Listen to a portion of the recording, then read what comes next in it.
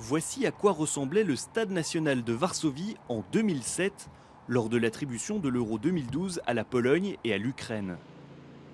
Le voici 5 ans plus tard, une métamorphose à l'image de celle qu'a connue l'ensemble du pays. 5 ans ont passé depuis l'attribution de l'Euro 2012, mais quand on regarde les investissements que nous avons réalisés depuis, on a l'impression que ce sont 7 ou 8 années qui se sont écoulées. Symbole de ce renouveau, l'enceinte de Varsovie qui accueillera le match d'ouverture Pologne-Grèce a coûté près d'un demi-milliard d'euros. Mais la capitale polonaise n'est pas la seule à avoir bénéficié de cet événement et des financements de l'Union européenne. À Gdańsk, par exemple, l'Euro 2012 a permis la construction d'un stade flambant neuf, mais aussi de plusieurs lignes de tramway et d'un périphérique.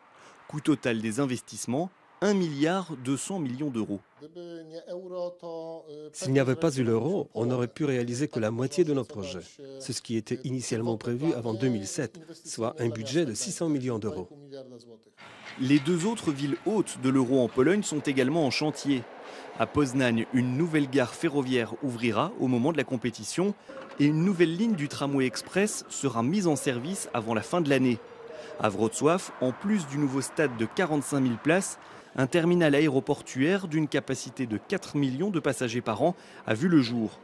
Grâce à tous ces projets, la Pologne est le seul des 27 pays membres de l'Union européenne à être resté en croissance pendant la crise. En juin prochain, les centaines de milliers de supporters attendus pourraient dépenser près de 180 millions d'euros. Mais le pays mise surtout sur les bénéfices à long terme qu'elle va pouvoir retirer de cet euro. On prévoit que l'Euro 2012 sera un facteur de croissance qui augmentera d'environ 2% le PIB de la Pologne jusqu'en 2020.